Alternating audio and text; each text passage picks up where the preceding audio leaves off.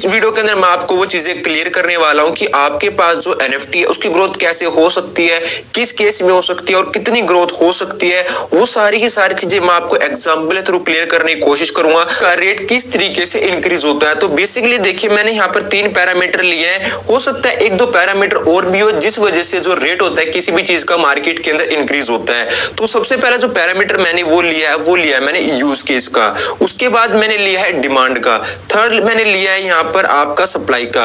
अब आपके पास जो द सॉइल वर्क्स की एनएफटी है उसका रेट इंक्रीज कैसे हो सकता है। तो सबसे पहला उसका पीछे रीजन आता है उसका यूज केस।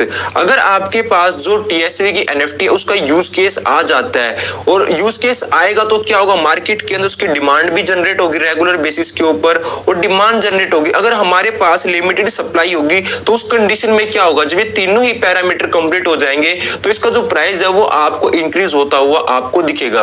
अब बात आती है कि आपने जो एनएफटी खरीदी है द सॉइल वर्क्स की, उसका यूज केस कहां पर आएगा।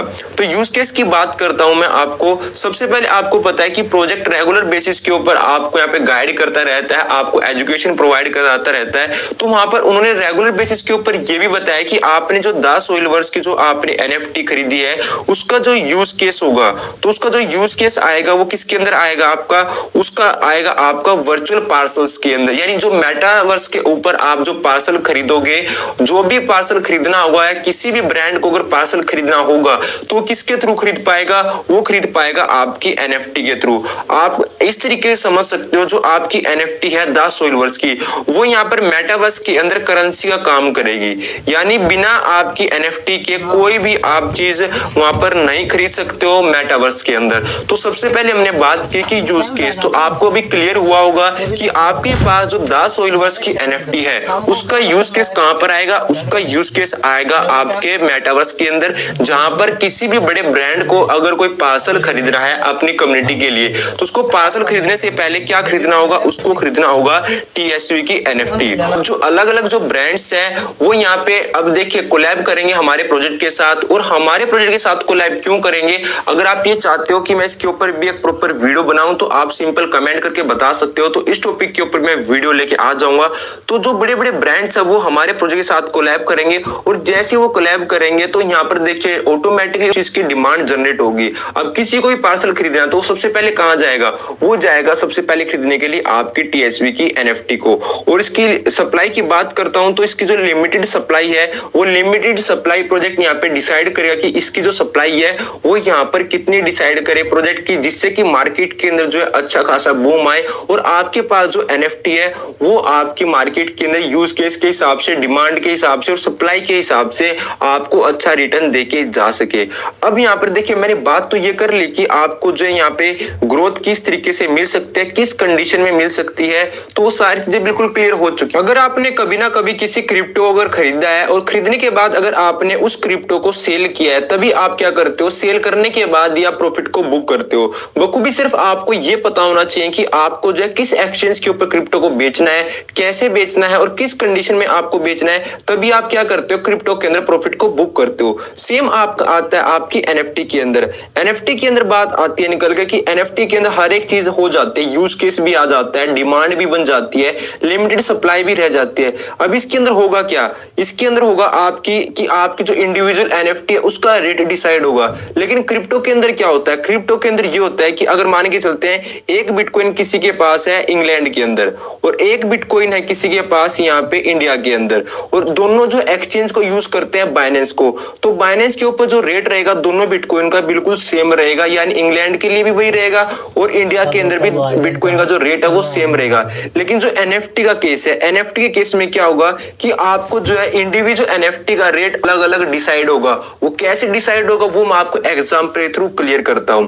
अब आपको क्या करना है, एनएफटी को आपको सेल करना है किसी ना किसी मार्केट प्लेस के ऊपर।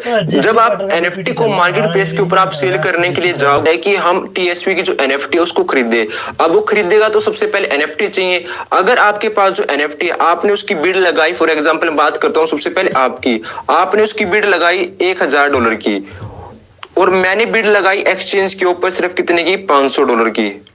ठीक है, यानी दोनों एनएफटी हैं तो टीएसवी की, लेकिन वो डिपेंड किसके ऊपर करता है कि वो डिपेंड करता है आपके ऊपर और मेरे ऊपर कि मैं उसका जो ऑक्शन है किस प्राइस पे सेट कर रहा हूं।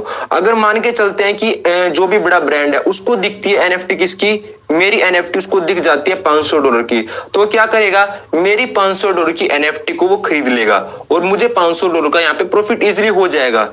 लेकिन आपने यहाँ पे सेल करने की लगाई है कितने की, $1000 की, तो उसने आपकी नहीं खरीदी।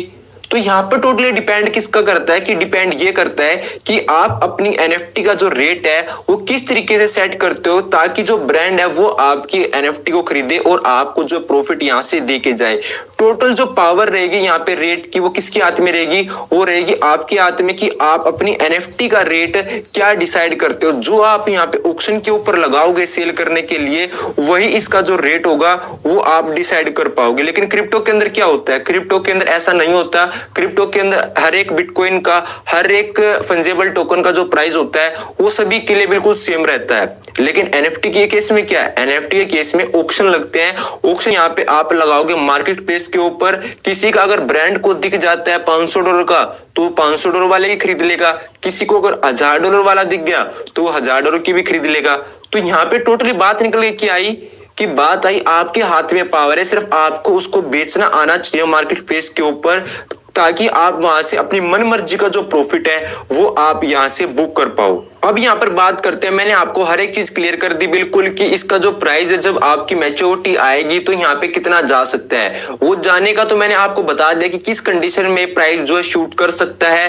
तो वो सारी चीजें तो मुझे लगता है कि आपको क्लियर हो गई होंगी और प्राइस की भी आपको क्लियर हो गई होगी कि जो प्राइस होगा एनएफटी का जो आपके पास है 10 होल्डर्स की, तो वो सारी चीजें डिपेंड करेगी सिर्फ आपके हाथ में कि आप उसकी